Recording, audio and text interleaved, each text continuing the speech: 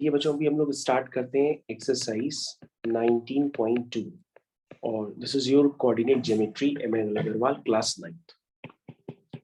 सबसे पहले बच्चों हम लोग को यहाँ पे समझना होता है कि हम लोग किसी भी स्ट्रेट लाइन का ग्राफ कैसे ड्रॉ करते हैं। जैसे किसी भी स्ट्रेट लाइन का ग्राफ ड्रॉ करने के लिए हमें किन बातों को ज्यादा ध्यान देना होता है। तो सबसे पहले आप मान लीजिए आपके पास है क्वेश्चन नंबर लेट्स से 5। तो क्वेश्चन नंबर 5 में लिखा हुआ है draw the graph of the equation y is equal to 3x minus 4। तो लेट्स से बच्चों हमें इस इक्वेशन का ग्राफ ड्रॉ करना है। तो ग्राफ ड्रॉ करने का बेसिक तरीका ये होता है कि सबसे पहले आप बॉक्स बना लिया करिए। इस तरह से बॉक्स बना लिया करिए। ये बच्चों हमने बॉक्स बना लिया। बॉक्स बनाने के बाद आप क्या करिए, यहाँ पे लिख दीजिए x, यहाँ पे लिख दीजिए y। अब बच्चों आप इंटीजर वैल्यूज लीजिए। इंटीजर वैल्यूज पे ड्रॉ करना आसान काम होता है। तो सबसे पहले आप क्या करेंगे कि बेसिक पॉइंट निकालने की कोशिश किया करिए कि अगर x इक्वल टू 0 डालते हैं तो y क्या आ रहा है। तो तुम कहोगे सर बहुत इजी सा पॉइंट आ रहा है, अगर इसमें x 0 डालते हैं तो y माइनस 4 आ रहा है। और अगर मैं आपसे पूछूं कि y को 0 पुट करने पे x क्या आएगा, तो तुम कहोगे 3x माइनस 4 इक्वल टू 0 हो जाएगा, तो x 4/3 हो जाएगा।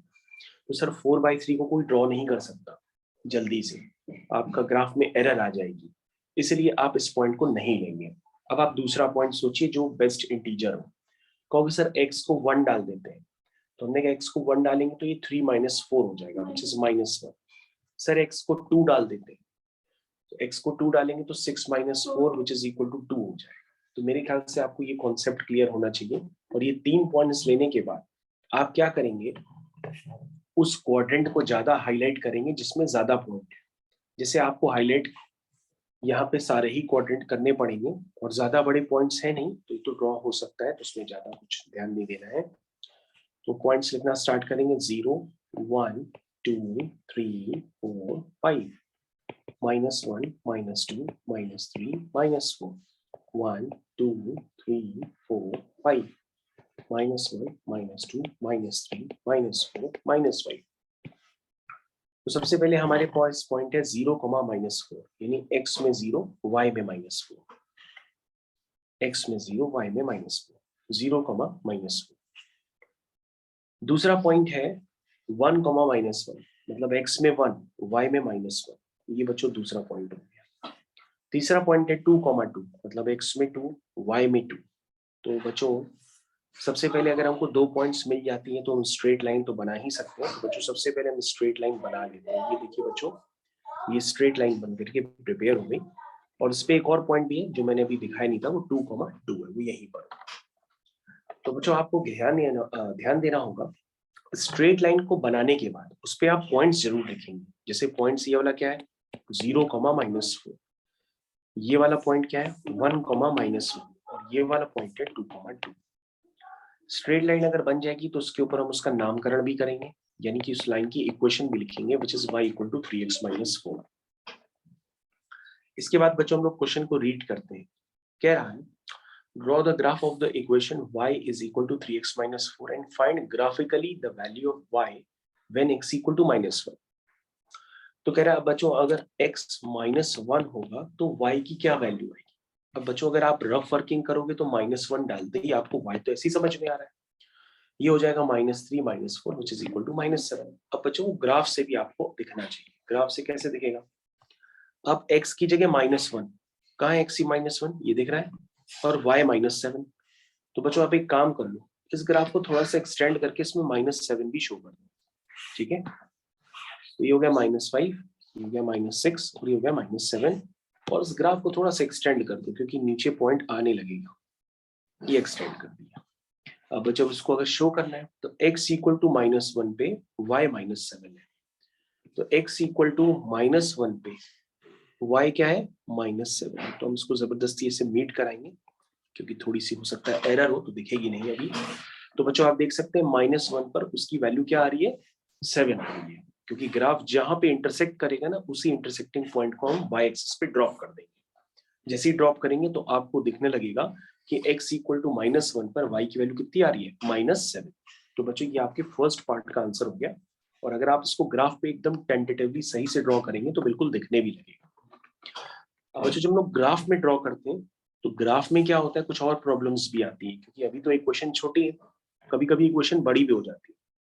जब इक्वेशंस बड़ी हो जाती है बच्चों, तो उस केस में हो सकता है आपके पास x की वैल्यू 20 दिखने लगे, y की वैल्यू 34 दिखने लगी। पॉइंट्स तो इंटीजर है लेकिन बड़े हैं, और कोई पॉइंट्स भी आपको नहीं दिख रहे होंगे। तो ऐसे केसेस में आप एक्स एक्सिस पे स्केल लेंगे सुविधा के अनुसार।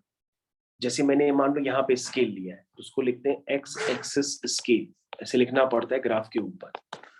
जैसे अभी तो मैंने जो स्केल लिया है कि वो 1 centimetre is equal to 1 unit है, यानी 1 सेंटीमीटर आपका 1 यूनिट को ही रिप्रेजेंट कर, ये हो गया ना 1 सेंटीमीटर, फिर ये दूसरा सेंटीमीटर, फिर ये तीसरा सेंटीमीटर, मतलब हर सेंटीमीटर किसको रिप्रेजेंट कर रहा है, 1 यूनिट को रिप्रेजेंट कर रहा है। वैसे ही वाई एक्सिस का भी स्केल है, तो वाई एक्सिस स्केल भी आपको एग्जाम अगर सही से कर रहे हैं आप, तो उसमें भी लिखना पड़ेगा 1 centimetre is equal to 1 unit. समझ में? बच्चों इस तरह से स्केल लिखे जा सकते हैं। पॉइंट्स अगर बड़े होंगे तो आप 1 सेंटीमीटर को 2 यूनिट्स मान लेंगे, यानी जहां पे आपने 1 2 3 4 लिखा है वहां पे आप लिखेंगे 2 4 6 8 लाइक दैट। ठीक है, ओके। अब बच्चों एक दूसरा क्वेश्चन भी है इसमें, कि कह रहा है कि जब y 5 होगा तो x क्या होगा। तो बच्चों हम यहाँ पे पुट करके रफ वर्किंग में निकाल लेते हैं कि y 5 है तो x क्या होगा। तो ये हो जाएगा 5 + 4 9, यानी कि x is equal to 9/3 which is 3, यानी x इक्वल टू 3 पर y क्या है 5, यानी पॉइंट हो गया आपका 3,5। तो बच्चों 3,5 तो आपने ऐसे निकाला, लेकिन निकालना एक्चुअल में ग्राफ से। तो क्या है पॉइंट 3,5, ठीक है 3,5। तो 3,5 कैसे बनाएंगे बच्चों, आपको ग्राफ को थोड़ा सा ऊपर ले जाना पड़ेगा, तभी उसमें पॉइंट्स इंटरसेक्ट करेगा। ये देखो बच्चों, ये 3,5 के लिए हम उसको आगे लेंगे। आपके पास क्या गिवन था, y इज इक्वल टू 5। तो बच्चों y इज इक्वल टू 5 से आप एक लाइन लाएंगे, ये लाइन जहां पर इस लाइन को इंटरसेक्ट करेगी वहां से एक परपेंडिकुलर नीचे ड्रॉप कर देंगे। जैसे बच्चों परपेंडिकुलर नीचे ड्रॉप करेंगे तो वो 3 की तरफ जाएगा, तो उससे क्लियर हो जाएगा कि x इक्वल टू 3 पर y 5 है, या y इक्वल टू 5 पर x 3, एक ही बात है। समझ में आ गया? ठीक है बच्चों, तो ये बच्चों आपका क्वेश्चन नंबर 5 कंप्लीट हो गया। इसके बाद बच्चों यहाँ पर अगर आप और क्वेश्चंस भी करना चाहें तो वो सारे क्वेश्चंस हो सकते हैं, लेकिन सब में आपको यहाँ बेसिकली ग्राफ का यूज करके ही सारे पॉइंट्स निकालने हैं। लेकिन अगर आपको ग्राफ पे अपने डाउट हो तो आप बिना ग्राफ को यूज किए भी क्वेश्चंस कर सकते हैं। इसमें और कोई क्वेश्चन? चलिए ओके, तो बच्चों हमारे पास नेक्स्ट एक्सरसाइज है 19.3। तो 19.3 के कॉन्सेप्ट को हम लोग समझते हैं कि इसमें क्या यूज करना होता है। बहुत इजी होता है, इसको आराम से सिर्फ समझिए। चलिए फर्स्ट क्वेश्चन में क्या लिखा है, लिखा है solve the following equations graphically. तो बच्चों हम दोनों इक्वेशंस को सॉल्व करना तो जानते ही हैं, तो हम सब्स्टिट्यूशन मेथड से या एलिमिनेशन मेथड से अपनी रफ वर्किंग में, यानी कि जो टीचर को ना दिखे उसमें जाके पहले ही आंसर निकाल लेंगे, ताकि ग्राफ में अगर एरर हो तो हमारे को पता हो कि थोड़ा सा एरर है, तो हम उसको एडजस्ट करके वहीं पे दिखाएं। ठीक है ना, तो ये बात आपको ध्यान देनी होगी। चलिए अब आपके पास ये बच्चों दो इक्वेशंस है, लेकिन ग्राफिकली सॉल्व करनी है। अब मेरे पास इसमें ग्राफ पेपर तो है नहीं, मैं एग्जैक्ट सॉल्व करता हूँ, तो मैं तो हमेशा यही काम करता हूँ कि ग्राफ पेपर होने के बावजूद भी मैं हमेशा पहले से ही टेंटेटिव सॉल्यूशन निकाल लेता हूँ। अब जो आपके पास ऑप्शंस होते हैं टेंटेटिव सॉल्यूशन निकालने के लिए, तो मैं सब्स्टिट्यूशन मेथड यहाँ पे यूज कर लेता हूँ। तो यहाँ से बच्चों मैं y की वैल्यू निकाल लेता हूँ। यहाँ से y की वैल्यू आएगी सबसे पहले 5x/2। और जरूर ध्यान दीजिएगा ये बच्चों मैं जो अभी कर रहा हूँ ये आपकी रफ वर्किंग में कहलाएगा, क्योंकि ये इन्होंने करने के लिए नहीं कहा है, लेकिन मैं तो भी आंसर आपको ऐसे निकाल दे रहा हूँ, तो ये रफ वर्किंग है। y is equal to 5x/2, तो ये हो गया 3x - 2y। y क्या हो गया 5x/2 इज इक्वल टू 4। बच्चों इसको सॉल्व करते हैं, तो कैसे सॉल्व करेंगे, ये 2 से 2 कैंसिल हो जाएगा। ठीक है, चलिए और सॉल्व करिए, तो ये हो गया 3x - 5x is equal to 4।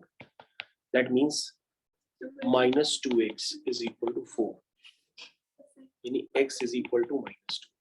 तो बच्चों x इक्वल टू क्या आ गया -2। तो y क्या हो गया 5/2 इंटू x हो गया -2, तो ये कितना हो गया -5। तो बच्चों आपका आंसर आ गया, x है -2, y है -5। फिर भी बच्चों आपको चेक करना हो तो आप चेक करने के लिए इस सॉल्यूशन को मतलब -2, -5 किसी भी इक्वेशन में पुट करके चेक कर सकते हैं। लेट से आपने इस इक्वेशन में चेक कर कि x अगर -2 डालेंगे तो ये -10 बन जाएगा, इसमें y -5 डालेंगे तो ये +10 बन जाएगा, और -10 + 10 क्या होता है? 0 होता है। इसका मतलब ये सही है। अब बच्चों आपको ये काम नहीं करना था, ये रफ वर्किंग है। अब हमको ग्राफिकली इस पॉइंट को रिप्रेजेंट करना है।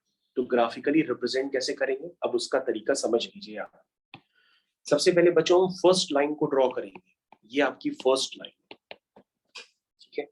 इसको ड्रॉ करने के लिए, किसी भी लाइन को ड्रॉ करने के लिए मैंने बता दिया था कि आप बॉक्स बना लिया करिए। तो आपने बॉक्स बना लिया, तो 2 पॉइंट्स या 3 पॉइंट्स जितने भी हो आप रिप्रेजेंट कर लिया करिए जो उसको सेटिस्फाई करें। हाँ, तो बच्चों सबसे पहले हम क्या करते हैं, डायरेक्टली इसमें पुट कर देते हैं x = 0। चलिए x = 0 पुट करते हैं। तो बच्चों x = 0 पुट करते ही ये -2y = 4 हो जाएगा। That means y = -2। तो बच्चों y0 पुट करेंगे तो x4/3 आएगा, जो कि हम ड्रॉ नहीं कर सकते, इसलिए हम उस पॉइंट को नहीं लेंगे। अब हम दूसरे पॉइंट सोचते हैं। तो बच्चों दूसरे पॉइंट के लिए आपने क्या सोचा, वो हमको सोच के बताइए। आपने y की जगह 1 सोचा। y की जगह बच्चों हम 1 इसलिए डालते हैं कि 4 + 2 क्या हो जाएगा, ऑटोमेटिक 6 हो जाएगा, और 6/3 क्या हो जाएगा, 2 हो जाएगा। बच्चों समझे, मैंने y की जगह 1 पुट किया क्योंकि -2 उधर जाके +2 हो जाएगा, और वो 6/3 हो जाएगा, 2 बना देगा। तो इंटीजर पॉइंट कितना अच्छा बन गया। और कोई पॉइंट बच्चों आप बना के सुनिए। x की जगह हम 1 रखते हैं। तो बच्चों x की जगह 1 रखने पर काम नहीं बनेगा, क्योंकि 4 - 3 हो जाएगा। 4 - 3 1/2, उसको थोड़ा सा अजीब हो जाएगा ड्रॉ करना। कोई और पॉइंट आप सोच लीजिए, क्योंकि अगर कोई पॉइंट नहीं निकलता है तो हम लास्ट में ये 0.5 वाला पॉइंट लेंगे, क्योंकि 0.5 को भी ड्रॉ किया जा सकता है, लेकिन हम लेते नहीं है, ये लास्ट ऑप्शन होता है। तो हम क्या करते हैं बच्चों, y की जगह हम और वैल्यूज प्लेस करके देखते हैं। तो y की जगह अगर हम 2 डालते हैं, नहीं काम बनेगा। 3 डालते हैं, नहीं काम बनेगा। 4 डालते हैं, 4 से काम बन जाएगा। तो बच्चों हम y की जगह 4 पुट कर देंगे। जैसे ही y की जगह 4 पुट करेंगे तो 4 2 जा 8 हो जाएगा, और -8 उधर जाकर के 12 बना देगा, और 12/3 हो जाएगा। मेरे ख्याल से सभी बच्चों को समझ में आ गया। तो बच्चों ये तो लाइन अब ड्रॉ हो सकती है। दूसरी लाइन तो बच्चों ड्रॉ करना बहुत ही आसान है। वो लाइन है 5x - 2y = 0। इसको तो कोई भी ड्रॉ कर सकता है, क्योंकि बहुत इजी सा पॉइंट है जो उसको हमेशा सॉल्व सेटिस्फाई करता है, क्योंकि ये y = mx टाइप का फॉर्म है। और y = mx हमेशा जो स्ट्रेट लाइन होती है वो ओरिजिन से तो पास करती ही करती है। यानी इसको कौन से पॉइंट सेटिस्फाई करेंगे, जब तुम x 0 डालोगे तो y भी 0 आएगा। ठीक है। और अगर आपको कंफ्यूजन हो तो आप सही से लिख सकते हैं y = mx के फॉर्म में, y = 5/2x, इसको ऐसे भी लिख सकते हैं। तो x 0 डालेंगे तो y भी 0 डालेंगे। अब बच्चों में x2 डाल देते हैं। x2 डालेंगे तो 2 से 2 कैंसिल हो जाएगा, y 5 आ जाएगा। समझ में आया? और बच्चों हम x की जगह और क्या डाल सकते हैं, 10 बच्चों ड्रॉ करना बहुत टफ हो जाएगा। अब x करो, x की जगह -2 डालें। x की जगह -2 डालेंगे तो y हो जाएगा -5। बच्चों अब ये पॉइंट्स तो हर कोई ही ड्रॉ कर सकता है, कर सकता है। चलिए ड्रॉ करते हैं, स्टार्ट करते हैं। तो बच्चों याद रखिएगा, ये जो पॉइंट्स हैं आपको एक ही ग्राफ में रिप्रेजेंट करने हैं। स्टार्ट करते हैं इनको रिप्रेजेंट करने के लिए। चलिए स्टार्ट। 0 1 2 3 4 5 6 -1 -2 -3 -4 -5 1 2 3 4 5 -1 -2 -3 -4 -5। ठीक है। तो तुम्हारा कल ही एग्जाम है ना। ठीक। तो सबसे पहले बच्चों 0, -2, x में 0 y में -2। ठीक। दूसरा पॉइंट है 2, 1, x में 2 y में 1। बस बच्चों यही 2 पॉइंट्स काफी है, हम उनको ज्वाइन करते हैं। ये बच्चों मैंने ज्वाइन कर दिया, और ज्वाइन करने के बाद मैंने कहा था कि इसके ऊपर लाइन की इक्वेशन लिख देना। This is 3x - 2y = 4। अब हम दूसरी लाइन को ड्रॉ करने की कोशिश करते हैं। दूसरी लाइन क्या होगी बच्चों, उसका एक पॉइंट है 0, 0। ठीक है, उसका एक पॉइंट है 0, 0, और दूसरा पॉइंट है 2, 5। यानी x में 2 y में 5, x में 2 y में 5, तो x में 2 y में 5, ये पॉइंट है। इनको बच्चों हम आपस में ज्वाइन करते हैं। तो ये बच्चों ज्वाइन हुआ। और बच्चों आपका आंसर क्या था, थोड़ा आंसर की तरफ ही मूव करिएगा इसको भी। ये बच्चों आपका आंसर है -2, -5, ये आप पहले ही निकाल चुके हैं। तो जानबूझ के हम उसको ऐसी जगह पे इंटरसेक्ट करवा रहे हैं ताकि वो दिखने लगे। ये देखो बच्चों -2, -5 पे ये इंटरसेक्ट करते हुए नजर आएंगे। आ रहे समझ आया? तो दोनों का इंटरसेक्टिंग पॉइंट देखो बच्चों हमने मीट करा दिया, ये है इंटरसेक्टिंग। ठीक है, तो इंटरसेक्टिंग पॉइंट के अगर कोऑर्डिनेट निकालने हो तो उसी पॉइंट से हम परपेंडिकुलर ड्रॉप करते हैं। ये देखो ये -2 और ये -5 आ गया। तो बच्चों हमें तो इंटरसेक्टिंग पॉइंट पहले से ही पता था, इसीलिए हमने ग्राफ को उसी पोजीशन में मोल्ड किया और ये ग्राफ बन के आपका तैयार हो गया।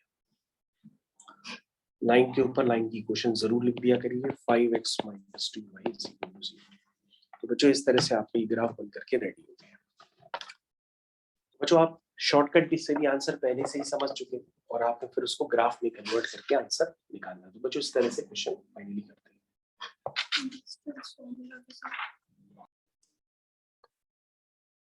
तो बच्चों अभी हम लोगों ने एक्सरसाइज 19.3 के क्वेश्चन का डिस्कशन किया था।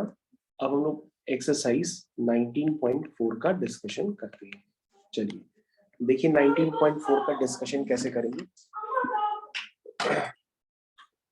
तो जब हम लोग एक्सरसाइज 19.4 का डिस्कशन करेंगे तो इसमें आपको देखिए क्या ध्यान से देखना है। सबसे पहले यहाँ पे जो क्वेश्चंस होते हैं बेसिकली वो डिस्टेंस फॉर्मूले पे बेस्ड होते हैं।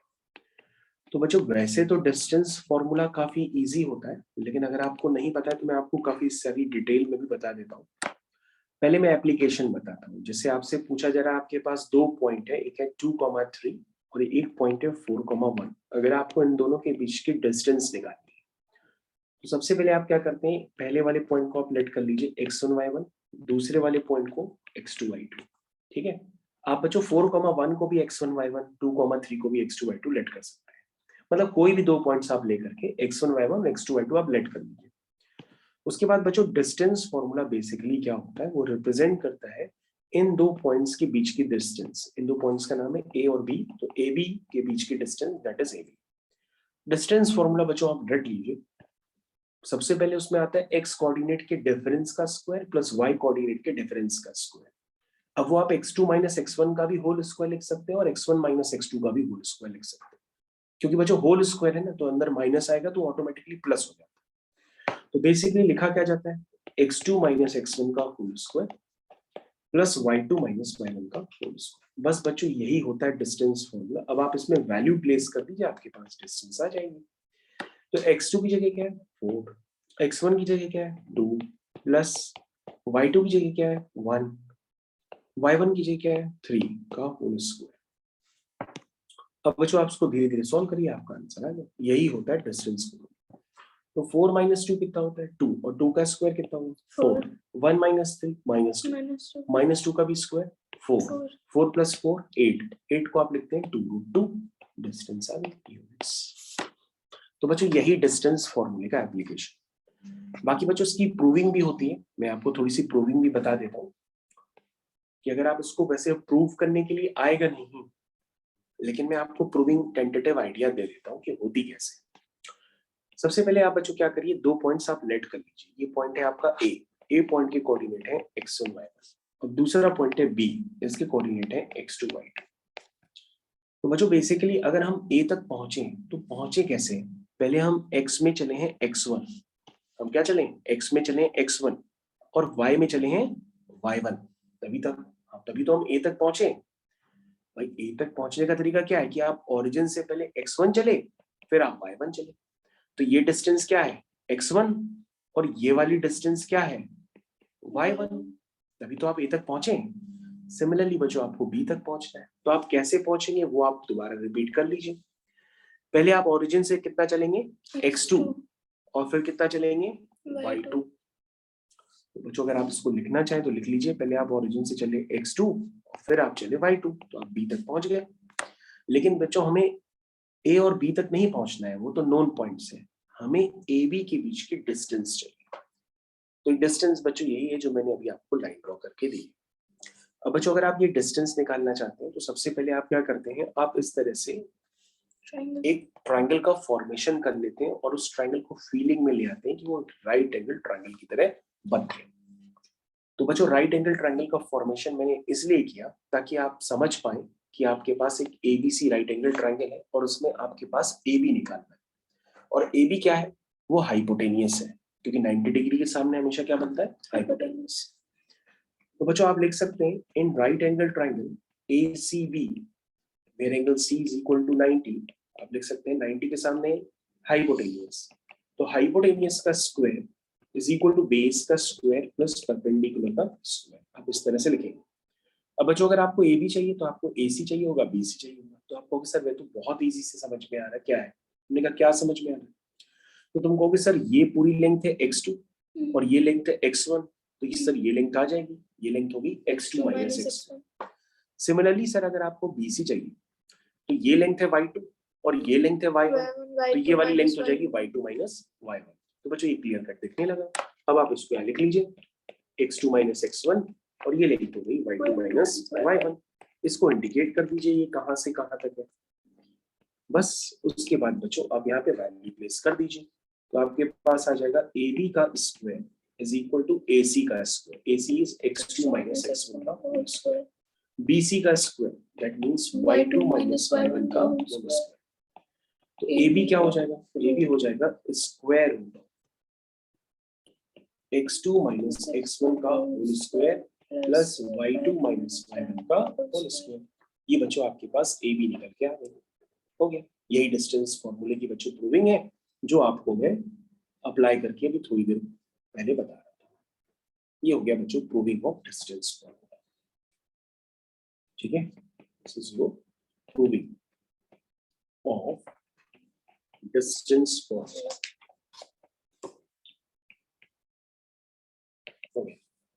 तो बच्चों डिस्टेंस फॉर्मूला मेरे ख्याल से आप समझ गए होंगे किस तरह से अप्लाई करना है। बताइए नेक्स्ट क्वेश्चन। कोई भी बच्चों क्वेश्चन कर सकते हैं जहां पे आप हाथ डालें। अगर आप क्वेश्चन नंबर 7 करना चाहें तो 7 भी इंपॉर्टेंट क्वेश्चन है, तो मैं आपको कर देता हूँ। 7th क्वेश्चन में लिखा है इफ अ पॉइंट Q, जहां पे Q के कोऑर्डिनेट है 0,1 is equidistant from the 2 points P and R, find the value of x। तो बच्चों आपके पास क्वेश्चन नंबर 7 में एक पॉइंट है Q के कोऑर्डिनेट है 0,1। अब इस पॉइंट की प्रॉपर्टी है कि ये P और R से सेम डिस्टेंस में। तो बच्चों एक हम P पॉइंट ले लेते हैं, एक हम R पॉइंट ले लेते हैं। ये P पॉइंट के कोऑर्डिनेट है वो है 5,-3 और R पॉइंट की कोऑर्डिनेट है x,6। तो कहने का मतलब बच्चों यहाँ पर ये है कि जितनी डिस्टेंस है उतनी डिस्टेंस ये है। बच्चों आपको करना ही नहीं है, कुछ भी नहीं करना, आपको PQ डिस्टेंस को PR डिस्टेंस के इक्वल दिखाना है। ठीक है, तो लिखते हैं बच्चों जो PQ डिस्टेंस है वो QR डिस्टेंस के इक्वल होगा। ठीक है, जो PQ होगी वही QR होगी अकॉर्डिंग टू क्वेश्चन। अब बच्चों जो डिस्टेंस फॉर्मूला होता है ना वो स्क्वायर रूट में होता है, मतलब यहाँ पे भी आप स्क्वायर रूट में लिखेंगे, यहाँ पे भी आप स्क्वायर रूट में लिखेंगे। तो स्क्वायर रूट में लिख करके आप टाइम क्यों वेस्ट करते हैं? दोनों तरफ स्क्वायरिंग कर दीजिए तो स्क्वायर रूट क्या हो जाएंगे? हट जाएंगे। तो अगर PQ is equal to QR है तो उनके स्क्वायर्स भी बच्चों आपस में क्या होंगे? इक्वल होंगे। बस यही करना है। अब बच्चों आपको स्क्वायर रूट लगाने की जरूरत नहीं पड़ेगी, आप डायरेक्टली क्या यूज कर सकते हैं? डिस्टेंस फॉर्मूला जो स्क्वायर रूट के अंदर था। तो लगाने से पहले बच्चों अगर आप अभी भी कंफ्यूज होते हैं तो आप अपनी हिम्मत से सेलेक्ट कर लीजिए किसी एक पॉइंट को x1 y1 और उसको x2 y2।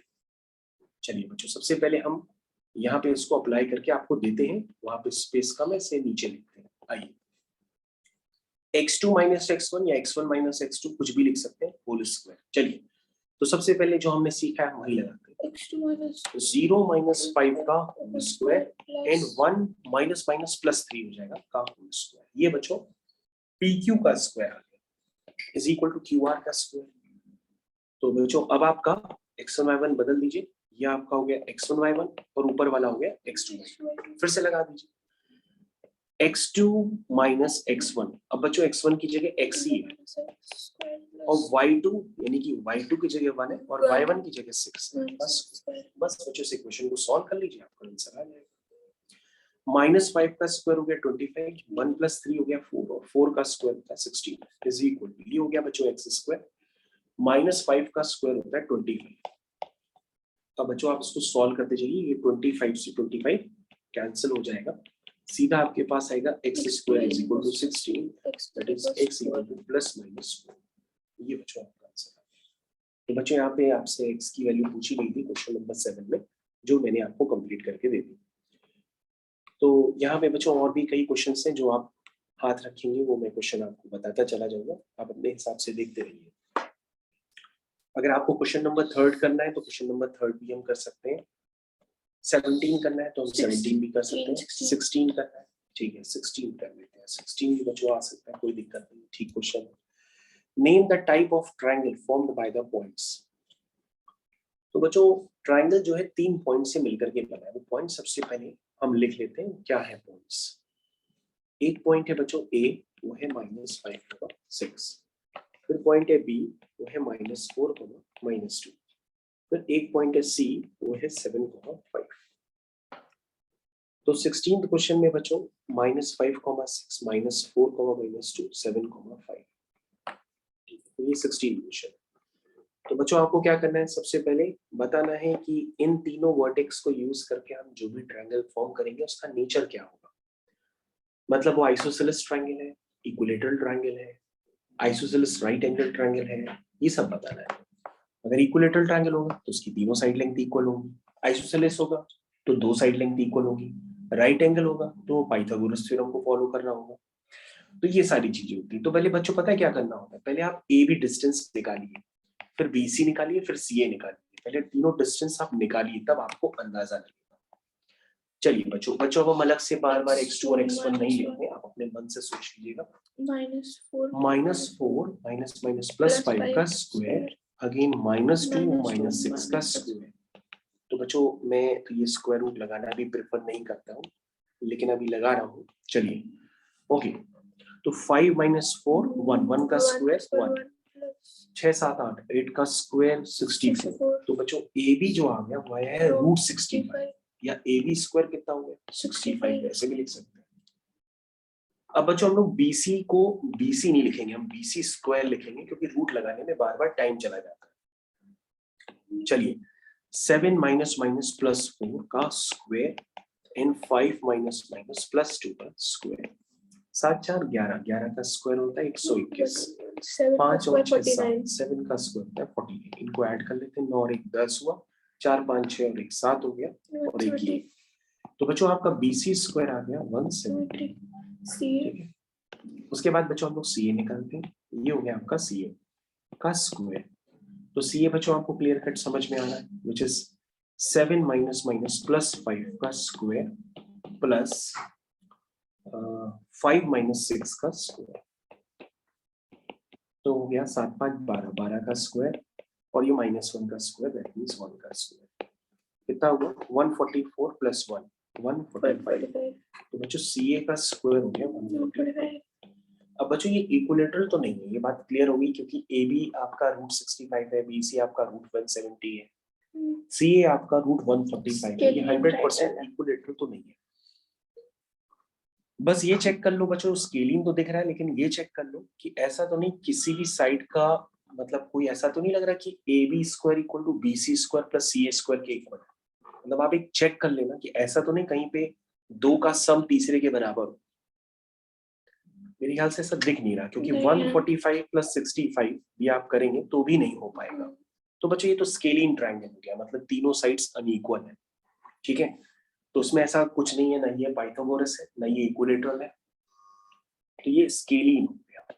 स्केलिंग यानी कि तीनों साइड्स अनइक्वल है, because of AB is not equal to BC, BC is not equal to CA। हो गया question number 16। So question number 8। तो बच्चों नेक्स्ट क्वेश्चन है क्वेश्चन नंबर 8। तो क्वेश्चन नंबर 8 को पहले हम लोग पढ़ते हैं। लिखा है find a relation between x and y such that xy is equidistant from the points. ये तो बच्चों ऊपर वाला ही क्वेश्चन हो गया। कह रहा है कि find a relation between x and y। कोई बच्चों पॉइंट है, उसका नाम है x, y, और उसकी प्रॉपर्टी है कि वो 2 पॉइंट से इक्वल डिस्टेंस पे, ठीक है। वो दोनों पॉइंट्स हम बना देते हैं। क्वेश्चन नंबर 8 चल रहा है आपका। तो पहला पॉइंट है 7, 1, और दूसरा पॉइंट है 3,5। कहने का मतलब है बच्चों यहाँ पर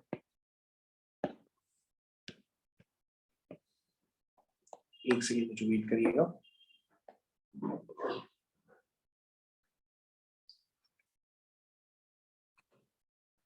तो यहाँ पे बच्चों अभी हम लोग डिस्कस कर रहे थे क्वेश्चन नंबर 8 का।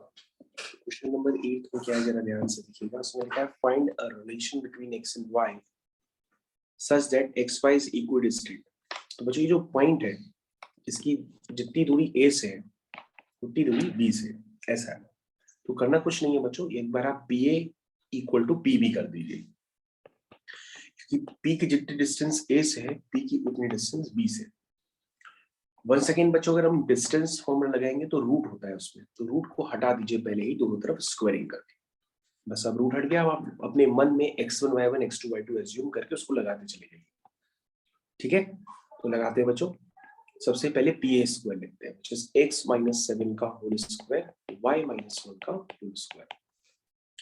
उसके बाद बच्चों pb लिखते हैं, which is x minus 3 का whole square and y minus 5 का होल स्क्वायर। ये बच्चों लिख दिया। इसको ऑपरेट करते हैं। देखिए ऑपरेट करने के लिए बच्चों इसको ओपन करना पड़ेगा। ओपन करते हैं, a square plus b square, 7 का स्क्वायर होता है 49 माइनस 2ab यानी कि 2 इंटू 7 इंटू एक्स यानी कि 14x। ये हो गया a square plus b square minus 2ab।